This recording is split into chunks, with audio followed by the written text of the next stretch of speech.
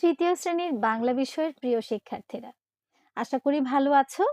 আজকে আমরা তোমাদের পাঠ্য বইয়ের তালগাছ কবিতাটা পড়ব। তালগাছ কবিতাটি আছে তোমাদের পাঠ্য বইয়ের পাঠ 24-এ। তোমরা দেখে থাকবে তালগাছ কবিতাটি। এই দেখো কে লিখেছেন। বিশ্বকবি রবীন্দ্রনাথ ঠাকুর তালগাছ কবিতাটি লিখেছেন।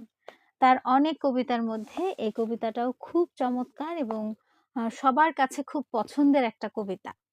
এই কবিতাটা আমারও খুব পছন্দের কবিতা। তো ক্লাসের শুরুতেই তোমরা অবশ্যই সবার খাতা, কলম, পেন্সিল, প্রয়োজনীয় যা যা লাগে লেখার জন্য এবং পড়ার জন্য এই বিশেষ করে বাংলা বইটা সাথে নিয়ে বসো। তাহলে আমরা শুরু করছি আজকের পাঠ। তাল গাছ এক পায়ে দাঁড়িয়ে, সব গাছ ছাড়িয়ে উঁকি মারে আকাশে, মনে সাধ কালো মেঘ ফুরে যায়, একেবারে উড়ে যায়, কোথা পাবে পাখা সে। তাই তো সে ঠিক তার মাথাতে, গোল গোল পাতাতে ইচ্ছাটি মেলে তার, মনে মনে ভাবে বুঝি ডানায় উড়ে যেতে মানা নেই, বাসাখানি ফেলে তার। সারাদিন ঝড় থরথর কাঁপে পাতা পত্তর, ওরে যেন ভাবেও মনে মনে আকাশেতে বেরিয়ে, তারাদের এড়িয়ে যেন কোথা যাবেও মনে মনে আকাশেতে, তারপর যেন কোথা যাবেও তারপরে হাওয়া যেই নেমে যায়, পাতা কাঁপা থেমে যায়, ফেরে তার মনটি যেই ভাবে, মাঝে হয় মাটি তার, ভালো লাগে আরবার পৃথিবীর কোনটি। এটা তো আমি খুব সাধারণভাবে একটু রিডিং পড়ে গেলাম, কিন্তু এই কবিতাটা কিন্তু আরো অনেকভাবে পড়া যায়, ছন্দে পড়া যায়, একটু দ্রুত লয়ে পড়া যায়। হ্যাঁ, তাহলে যদি আমরা ছন্দে পড়ি তাহলে বিষয়টা কেমন হয় আমরা একটু সবাই মিলে পড়ার চেষ্টা করি। 1 2 3 4। তাল গাছ এক পায়ে দাঁড়িয়ে, সব গাছ ছাড়িয়ে উঁকি মারে আকাশে, মনে সাধ কালো মেঘ ঘুরে যায়, একেবারে উড়ে যায়, কোথা পাবে পাখা সে। তাই তো সে ঠিক তার মাথাতে, গোল গোল পাতাতে ইচ্ছাটি মেলে তার, মনে মনে ভাবে বুঝি ডানা এই, উড়ে যেতে মানা নেই, বাসা খানি ফেলে তার। সারাদিন ঝড় থরথর কাঁপে পাতা পত্তর, ওরে যেন ভাবে ও মনে মনে আকাশেতে বেরিয়ে, তারাদের এড়িয়ে যেন কোথা যাবে ও, তারপরে হাওয়া যেই নেমে যায়, পাতা কাঁপা থেমে যায়, ফেরে তার মনটি যেই ভাবে, মাঝে হয় মাটি তার, ভালো লাগে আরবার পৃথিবীর কোনটি। তাল গাছ এক পায়ে দাঁড়িয়ে, সব গাছ ছাড়িয়ে উঁকি মারে আকাশে, মনে সাধ কালো মেঘ ফুরে যায়, একেবারে উড়ে যায়, ইচ্ছাটি মেলে তার, মনে মনে ভাবে বুঝি ডানা এই, উড়ে যেতে মানা নেই, বাসাখানি ফেলে তার। সারাদিন ঝড় থরথর কাঁপে পাতা পত্তর, ওরে যেন ভাবে ও মনে মনে আকাশেতে বেরিয়ে, তারাদের এড়িয়ে যেন কোথা যাবে ও, তারপরে হাওয়া যেই নেমে যায়, পাতা কাঁপা থেমে যায়, ফেরে তার মনটি যেই ভাবে, মাঝে হয় মাটি তার, ভালো লাগে আরবার পৃথিবীর কোনটি।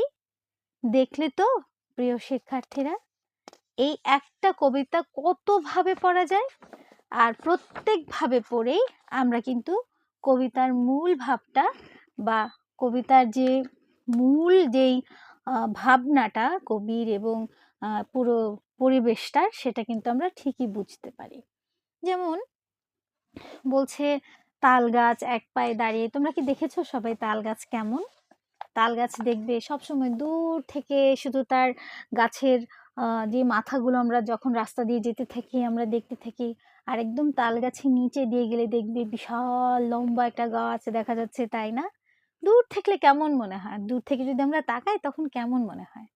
চমৎকার লাগে না তাল গাছটাকে দেখলে? তো তাল গাছের মধ্যে এই যে মাথায় যে অনেকগুলো পাতার পুরো গাছ একদম লম্বা ঠায় দাঁড়িয়ে আছে। আমার কাছে কিন্তু তাল গাছ অনেক ইন্টারেস্টিং লাগে। আর সেই সাথে তালের ফল, তালের শাঁস, তাল দিয়ে তৈরি পিঠা অসাধারণ, তাই না? তো যাই হোক, খাবার-দাবারে আমরা চলে না যাই, আমরা তাল গাছে ফিরে আসি কবিতায়। তালগাছ কবিতাটা এমন একটা কবিতা, রবীন্দ্রনাথ ঠাকুর লিখেছেন যে তালগাছ সারাদিন উম, অনেক কিছু করছে, দাঁড়িয়ে আছে সে, আহ, আহ, বাতাস লেগে তার পাতা, তার মনে হচ্ছে সে যেন আকাশে উড়েই চলে যাবে।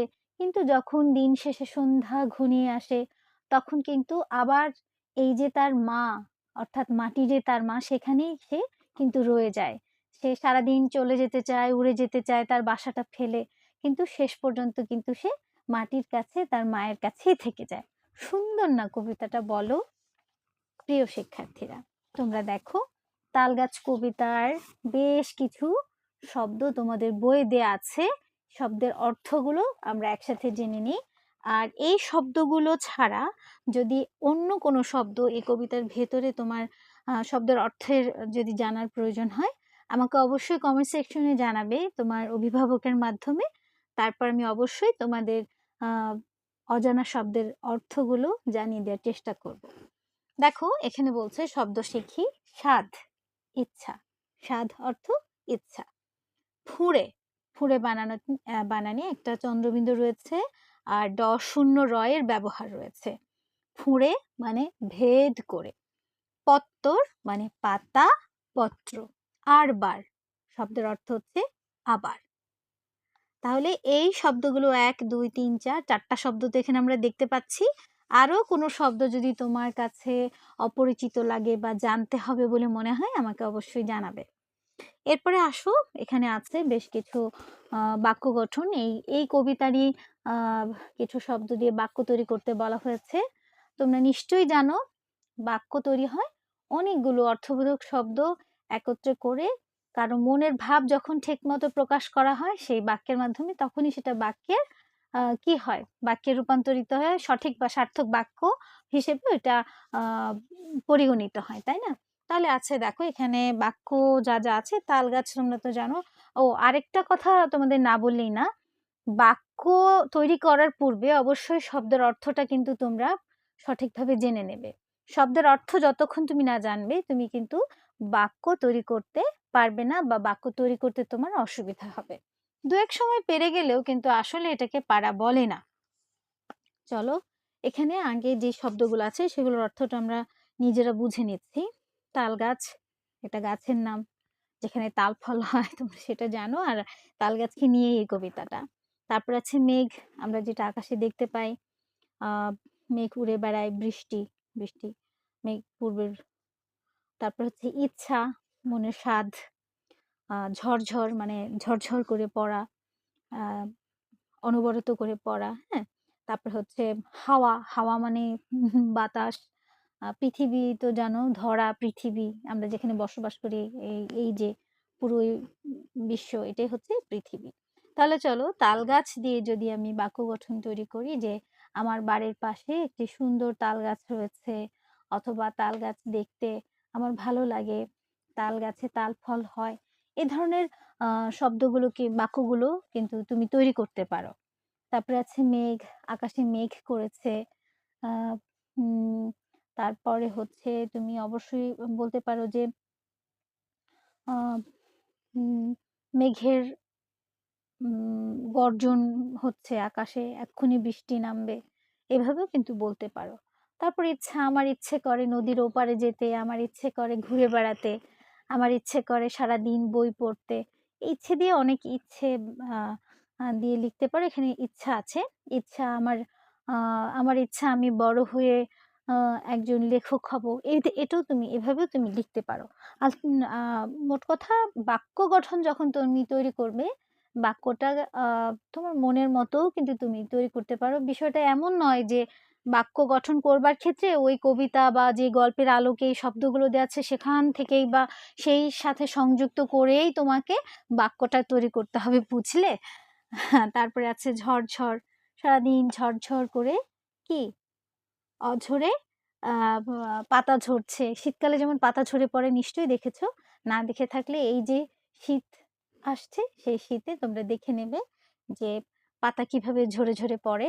তাহলে সারাদিন শীত হচ্ছে পাতা ঝরঝর করে পড়ছে বা শীতে কি পাতা ঝরঝর করে পড়ে। এ ধরনের শব্দের মাধ্যমে তুমি বাক্যগুলো তৈরি করতে পারো। তারপর আছে হাওয়া, চারিদিকে শীতল হাওয়া বইছে। এ ধরনের শব্দ। হাওয়ায় হাওয়ায় বন উদ্দাম, হাওয়ায় হাওয়ায় ফুলের গন্ধ ঘুরে বেড়াচ্ছে। এইভাবে তুমি লিখতে পারো।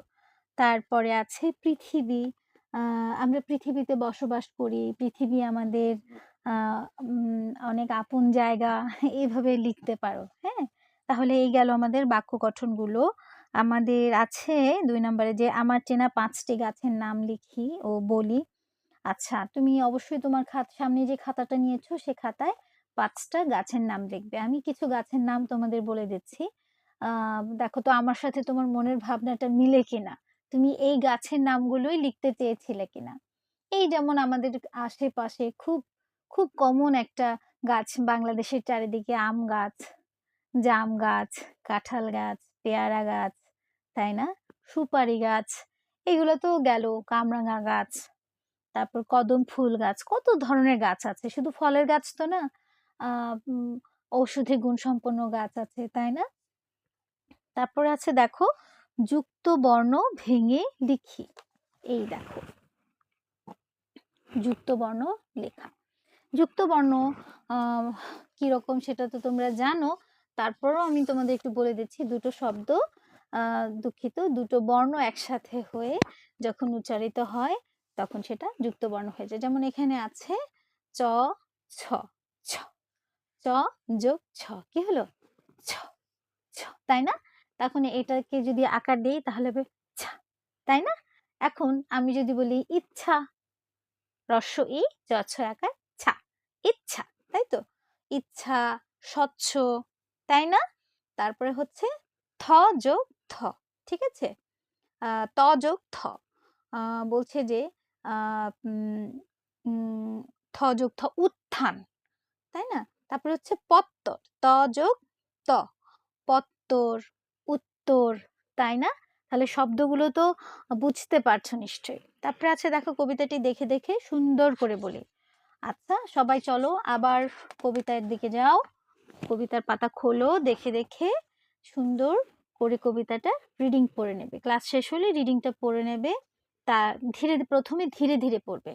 তাল গাছ এক পায়ে দাঁড়িয়ে, সব গাছ ছাড়িয়ে উঁকি মারে আকাশে, মনে সাধ কালো মেঘ ফুরে যায়, একেবারে উড়ে যায়। ঠিক এভাবে আমি তো এর আগে বেশ কয়েকবার পড়েছি, এখন আর আমি পড়লাম না। তোমরা ক্লাস শেষ হলে এই কবিতাটা আমি যেভাবে দেখিয়েছি সেভাবেও পড়তে পারো। আমি তো ৩-৪ রকম করে পড়েছি, তোমাদের পছন্দ মতো তোমরা কিন্তু পড়ে নেবে, ঠিক আছে? এরপরে আছে দেখো বুঝে নেই। কিছু শব্দ, কিছু লাইন ছিল আমাদের এই কবিতায় একটু আলাদা, তাই এখানে বই বলে দেওয়া হয়েছে যে বুঝে নেই। তা কিভাবে বুঝবে দেখো, উঁকি মারে আকাশে, অর্থাৎ মুখ বাড়িয়ে আকাশ দেখে। মেঘ ফুঁড়ে উড়ে যায়, অর্থাৎ মেঘ ফুটো করে উপরে উড়ে যায়।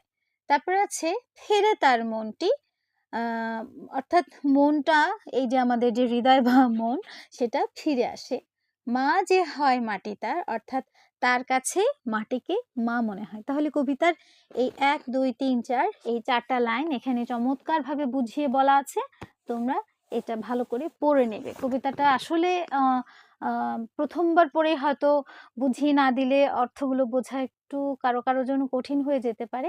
কোনো সমস্যা নেই, আমি তো আছি তোমাদের জন্য। যারা অনেক দূর থেকে দেখছো, যারা নিয়মিত স্কুলে যেতে পারছো না, আমি আশা করি তোমরা আমার এই ক্লাসটা দেখলে তোমাদের পড়ার যত গ্যাপ আছে বা ঘাটতি রয়েছে সেটা তোমরা পূরণ করে ফেলতে পারবে, আমি আশাবাদী। এরপরে আছে দেখো 5টা প্রশ্নের উত্তর। কবিতাটির কবির নাম লিখি। কি কবির নাম কি মনে করতে পেরেছো? কবির নাম রবীন্দ্রনাথ ঠাকুর। এরপর বলছে তাল গাছের মনে স্বাদ কি? তাল গাছের মনে স্বাদ আমরা পড়েছি না, বনে স্বাদ কালো মেঘ ফুরে যায়, একেবারে উড়ে যায়, কোথা পাবে ডানা সে, তাই না? তার মানে এই লাইনগুলোর মধ্যে থেকে কিন্তু আমরা তাল গাছ এই প্রশ্নটার উত্তর কিন্তু খুঁজে পেয়ে যাচ্ছি। বলছে যে তাল গাছ মানে কালো মেঘ ফুরে উড়ে তাল গাছের মনে কালো মেঘ ফুরে উড়ে যাওয়ার একটা স্বাদ। আমরা এইভাবে প্রশ্নের উত্তরটা তৈরি করব। তারপরেও আমরা যেটা, তোমরা তো এখন ক্লাস 3 তে পড়ো, একদম একেবারে খুব বেশি ছোট ক্লাসেও কিন্তু তোমরা পড়ো না, বুঝলে? তোমরা অবশ্যই চেষ্টা করবে কবিতার শুরুতে প্রশ্ন প্রশ্নের শুরুতে কবিতার নাম এবং কবির যে নাম আছে সেটা একটু লাগিয়ে দিতে, একটু মানে যোগ করে দিতে। যেরকম তাল গাছের মনে স্বাদ কি? আমরা তো সরাসরি জানি তাল গাছের মনে স্বাদ হচ্ছে একেবারে ফুঁড়ে মাটি থেকে উড়ে চলে যাবে উপরে, তাই না? ঠিক এটাকে কি আমরা এভাবে তো লিখবো না সরাসরি। আমরা লিখবো হচ্ছে আলোচ্য প্রশ্নটি কবিগুরু রবীন্দ্রনাথ ঠাকুরের লেখা তালগাছ কবিতা থেকে নেওয়া হয়েছে। এই তালগাছ কবিতার একটি উল্লেখযোগ্য লাইন হচ্ছে তালগাছ মনে স্বাদ কালো মেঘ। আমি একটু বইটা দেখে বলছি, হুবহু লাইনটা আমার ঠিক মনে নেই। বলছে মনে স্বাদ কালো মেঘ ফুরে যায়, একেবারে উড়ে যায়, কোথা পাবে পাখা সে। বুঝতে পেরেছো? চমৎকার না এই লাইনটা? তাই এই লাইনগুলো, এই যে 4টা লাইন এখানে আছে, এই লাইনটা সুন্দর করে বুঝিয়ে লিখে দেবে, দেখবে তোমার উত্তর হয়ে গেছে। হ্যাঁ, এরপরে আসো তোমাদের পরের প্রশ্ন। তাল গাছ কিভাবে দাঁড়িয়ে আছে? তাল গাছ এক পায়ে দাঁড়িয়ে আছে, এটা তো খুব সহজ একটা প্রশ্নের উত্তর। যে কবিতাটা একবার পড়বে বা একবার শুনবে সে এমনি এমনিই পেরে যাবে। আর কবিতাটা না পড়লেও পারা সম্ভব। দূর থেকে যখন আমরা দেখি তখন কি মনে হয়? এক পায়ে সোজা দাঁড়িয়ে আছে, তাই না? আচ্ছা, তারপর বলছে দেখো বাতাস হলে তাল গাছের পাতা কেমন করে কাঁপে? ওই যে সারাদিন ঝরঝর থরথর কাঁপে পাতা পত্তর।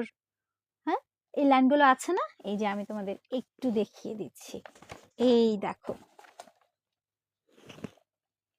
সারাদিন ঝরঝর থরথর কাঁপে পাতা পত্তর, ওরে যেন ভাবেও মনে মনে আকাশেতে বেরিয়ে তারাদের এড়িয়ে যেন কোথা যাবেও। বুঝতে পেরেছো উত্তরটা কোথা থেকে হবে? এই জায়গাটা থেকেই উত্তরটা আমাদের বের করে আনতে হবে। বরাবরের মতোই অন্য প্রশ্নগুলো যেমন আমি বলে দিয়েছি, প্রথমে কবি আর কবিতার নামটা একটু উল্লেখ করে দেবে, দেবার পর লিখবে যে এই যে 4টা লাইনকে একত্র করে সুন্দর করে লিখে দেবে যে বাতাস হলে তাল গাছের পাতা ঝরঝর থরথর করে কাঁপে, ঠিক যেমনি কবিতার লাইনে দেওয়া আছে সারাদিন ঝরঝর থরথর কাঁপে পাতা পত্র, এইভাবে করে লিখে দেবে। ওকে, আচ্ছা। তারপরে আছে হচ্ছে তাল গাছ মনে মনে কাকে মা ভাবে। এই যে বুঝে নেই একটা লাইন ছিল না, তার কাছে মাকে কি মাটিকে মা মনে হয়, এখানে একটা লাইন ছিল, দেখো এই দেখো এখানে, এই যে এইখান থেকে তুমি উত্তরটা তৈরি করে নেবে, ঠিক আছে? এই যে যেইভাবে মাঝে হয় মাটি তার, ভালো লাগে আরবার পৃথিবীর কোনটি। সুন্দর করে এই লাইনটা সুন্দর করে দিয়ে দিবে, দেখবে তোমার প্রশ্নের উত্তর একদম সুন্দরভাবে তৈরি হয়ে গেল। এর জন্য আর কোনো কিছুর সহযোগিতার প্রয়োজন নেই, তুমি নিজে নিজেই তোমার প্রশ্নের উত্তর এখন থেকে তৈরি করে ফেলবে। বুঝতে পেরেছো? এরপরে আরো কিছু এক্সারসাইজ আছে। এই তো গেল আমাদের প্রশ্নগুলো না, আমাদের 5টা প্রশ্ন গেল। এবারে এখানে বেশ কিছু সঠিক উত্তর দেওয়া আছে, চলো আমরা একসাথে অ্যান্সার করে ফেলি। দেখো তোমার বইয়ে তাল গাছ উঁকি মারে আকাশে জানালায় বাতাসে দরজায়, কোথায় হবে? আকাশে। আকাশে তাল গাছ উঁকি মারে আকাশে। এরপর তাল গাছের মনের ইচ্ছা কি? মনের ইচ্ছা সব গাছের চেয়ে উঁচু হতে উঠবে, আকাশে উঁকি মেরে দেখবে এক পায়ে দাঁড়িয়ে থাকবে নাকি কালো মেঘ ফুঁড়ে উড়ে যাবে? কোনটা তুমিই বলো, তুমি তো এতক্ষণ শুনেছো, পড়েছো।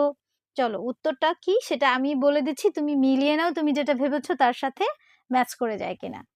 তাল গাছের মনের ইচ্ছা, কালো মেঘ ফুঁড়ে উড়ে যাবে। হলো তো না? এবার ৩ নাম্বারটা হচ্ছে, বাতাস হলে তাল গাছের কি হয়?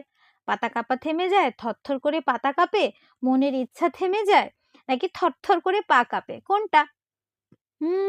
আমি জানি তুমি নিশ্চয়ই উত্তর একটা খুঁজে বের করে ফেলেছো এবং সঠিক উত্তরটাই। তুমি যেটা ভেবেছো সেটাই। বাতাস হলে তাল গাছের পাতা থরথর করে কাঁপে, অর্থাৎ থরথর করে পাতা কাঁপে। শেষ। দেখলে কত সহজ এই সঠিক উত্তরগুলো, তাই না? মাঝে মাঝে এই সঠিক উত্তরগুলো খাতায় লিখবে, ঠিক আছে? সঠিক উত্তর লেখার ক্ষেত্রে যেটা তুমি যখন বাসায় প্র্যাকটিস করবে, প্রশ্নটা আগে লিখবে, তারপর উত্তরটা যেটা হবে সেটা লিখে রাখবে। তখন হবে কি প্রশ্নের সাথে উত্তরটা একদম মাথায় গেঁথে যাবে। অনেকেই যেটা করো তোমরা, আমি আমার ক্লাসেও দেখেছি, বা তোমরা যারা দূর থেকে আমাকে দেখছো, আমি জানি অনেকেরই অভ্যাসটা আছে, কিছু লিখতে দিলে প্রশ্ন না লিখে সরাসরি উত্তরটা লিখতে চায়। সেটা সঠিক উত্তর হোক, সেটা শূন্যস্থান হোক, আর সেটা প্রশ্নের উত্তর হোক। দেখো আমি তোমাদেরকে একটা জিনিস বুঝিয়ে রাখি, যদিও আমাদের ক্লাস আসলে অনেক বড় হয়ে যাচ্ছে, তারপর আমি একটু বুঝিয়ে রাখি। যখন কোনো কিছু তুমি লিখবে, বিশেষ করে যেমন শব্দের অর্থ, শূন্যস্থান, সঠিক উত্তর, প্রশ্নের উত্তর, এইসবের ক্ষেত্রে না প্রশ্নটা বা মূল যেটা থেকে তোমাকে উত্তর করতে বলা হলো সেটা না তুমি অবশ্যই লিখে রাখবে। কারণ অনেকদিন পরে যখন তুমি তোমার সেই ক্লাসটিতে যাবে, যাবার পর তুমি দেখবে যে আচ্ছা এটা আমি কিসের উত্তর লিখেছিলাম, ওই ক খ গ লিখলে না আসলে উত্তরগুলো খুঁজে পাওয়া যায় না। তার চাইতে বরং একটু কষ্ট হবে। দেখো কষ্ট ছাড়া কেউ কি বিশেষ করে পড়াশোনা কি অর্জন করা সম্ভব? আজ পর্যন্ত যারাই পড়াশোনা করেছে তারা একটু কষ্ট করেছে, তাই না? আচ্ছা আমরা এই বিষয়ে কষ্ট কিভাবে করতে হবে এ বিষয়ে আমি আরেকদিন তোমাদের জানাবো। আগে আমরা আজকে আমাদের পড়াটা শেষ করি, অধ্যায়টা অনেক বড়। আম তার মানে হচ্ছে যখন আমার পরামর্শ থাকবে, যখন তোমরা আ পড়াশোনা করবে, বিশেষ করে প্রশ্ন লেখা, সঠিক উত্তর, শূন্যস্থান এগুলো যখন লিখবে তখন অবশ্যই তুলে লেখার চেষ্টা করবে। এতে করে তোমাদের বাক্যের গঠনগত অসুবিধাগুলো দূর হবে। পাশাপাশি সঠিক যে বানানগুলো রয়েছে সেটাও তোমার চর্চায় চলে আসবে। ঠিক আছে? আর খাতায় যখন তুমি লিখেছো, কবে লিখেছো সেই ডেটটা তো ব্যবহার করবেই। এতে করে খুব তাড়াতাড়ি তুমি খুঁজে পাবে কোন দিনে, কত তারিখের কোন প্রশ্নের উত্তরটা তোমার ওই ক্লাসে কমপ্লিট হয়েছিল, এটা তুমি পারবে। এরপরে দেখো আছে দাগ টেনে মিল করি। দাগ টেনে মিল করিতে কি আছে? বলছে দেখো, তাল গাছ এক পায়ে দাঁড়িয়ে সারাদিন ঝরঝর থরথর, তারপরে হচ্ছে মনের স্বাদ, কালো মেঘ ফুরে যায়, তারপরে তারপরে কালো মেঘ ফুরে যায়, যেইভাবে মাঝে হয় মাটি তার। বুঝতে পেরেছো? এর পরের পাতায় বেশ কিছু প্র্যাকটিস আছে, এই প্র্যাকটিসগুলো তোমরা অবশ্যই করবে। এগুলো আমি তোমাদের জন্য রেখে দিচ্ছি, তোমরা অবশ্যই করবে। আমি একটু বুঝিয়ে দেবো শুধু। একটি গাছের বিবরণ লিখি, গাছটির নাম কি? তোমার বাড়ির আশপাশে ধরে নিলাম তাল গাছের মতো দেখতে একটা গাছ নিয়ে নিই, সুপারি গাছ। গাছটি কোথায় দেখেছো? আমি দেখেছি আমার বাড়ির আশেপাশে। তুমি কোথায় দেখেছো লিখবে। গাছটি দেখতে কেমন? আমার মতে গাছটি দেখতে অনেক সরু লম্বা, কিন্তু তাল গাছের মতো ঝোপালো না হলেও গাছটি তাল গাছের চেয়ে সরু হয়, অত মোটা হয় না। গাছটি দেখতে কেমন আছে? গাছটি লম্বা, অনেক বড়। এর উপরের অংশ ঝিরিঝিরি মানে ডানার মতো, পাতাগুলো সবুজ রঙের। আর বলছে গাছটি কোন কাজে লাগে? এই গাছটি থেকে আমি তো আগেই বলেছি সুপারি গাছ। সেই সুপারি পান খাওয়ার কাজে লাগে এবং বিভিন্ন সময় সুপারিতে অনেক ঔষধি গুণ সম্পন্ন উপাদান রয়েছে। অনেক সময় অনেকে এটা দিয়ে ওষুধও তৈরি করে থাকেন। আর তারপরে একটা আছে, আমি খুব তাড়াতাড়ি করছি আমাদের সময় নেই। গাছ আমাদের কি কি কাজে লাগে? গাছ আমাদের কি কি কাজে লাগে? গাছ থেকে আমরা খাবার পাই, গাছ আমাদের অক্সিজেন দেয়, বিশুদ্ধ বাতাস দেয়, তাই না? তারপর কি করে? গাছ আমাদের পরিবেশকে, পরিবেশের ভারসাম্যকে রক্ষা করে, তাই না? তারপর গাছ কিন্তু জ্বালানি হিসেবে ব্যবহার হয়। তারপরে হচ্ছে গাছ আমাদের বন্ধুর মতো আমাদেরকে সাহায্য করে, তাই না? আর আমাদের এ কারণে কি করা উচিত? বেশি করে গাছ লাগানো উচিত। তাহলে আজকের পড়াটা দিচ্ছি, একটু খাতায় লিখে নাও। সবাই যেটা করবে অবশ্যই এই যে তোমাদের বইয়ের পেছনে যে এক্সারসাইজ গুলো আছে একটি গাছের বিবরণ লেখা, গাছ আমাদের কি কাজে লাগে এগুলো লিখে নেবে। বাক্য গঠনগুলো এখানে তৈরি করে দেয়া নেই, নিজে অবশ্যই তৈরি করে নেবে। আমি যে প্রশ্নের উত্তরগুলো বুঝিয়ে দিলাম, সেই প্রশ্নের উত্তরগুলো ঝটপট করে খাতায় লিখে ফেলবে। আর এগুলো লেখার পর ছবি তুলে আমার কমেন্ট সেকশনে পাঠিয়ে দেবে। তো আজ এই পর্যন্তই। ভালো থেকো। আর তালগাছ কবিতাটা একটা আবৃত্তি উপযোগী কবিতা। অবশ্যই সবাই মুখস্থ করে ফেলো কবিতাটা। তখন দেখা যাবে খুব চমৎকারভাবে কেউ তোমার কাছ থেকে কোনো কিছু শুনতে চাইলেই তুমি কবিতা আবৃত্তি জানো বলে তালগাছ কবিতাটা সুন্দর করে পড়ে দেবে। ঠিক আছে? তো বাংলাদেশের যে প্রান্ত থেকেই এই ক্লাসটা দেখছো, বিশেষ করে ক্লাস 3 র যারা একেবারেই প্রত্যন্ত অঞ্চলে আছো, আমি জানি সব জায়গায় ইন্টারনেট সংযোগ সম্ভব না, কিংবা সবাই হয়তো স্কুলে যাওয়ার সুযোগ হয় না। যারা স্কুলে যাওয়ার সুযোগ পাচ্ছ না, অসুস্থতা কিংবা অর্থনৈতিক সমস্যার কারণে, তারা, আমি চাই যে তোমরা যেন উপকৃত হও আমার এই ক্লাসটা থেকে। তো সবাই ভালো থাকবে। তোমাদের কারো কোনো মতামত বা কোনো কিছু জানবার থাকলে অবশ্যই কমেন্ট সেকশনে জানিয়ে রাখবে, অবশ্যই অভিভাবকের মাধ্যমে। ভালো থেকো। আল্লাহ হাফেজ।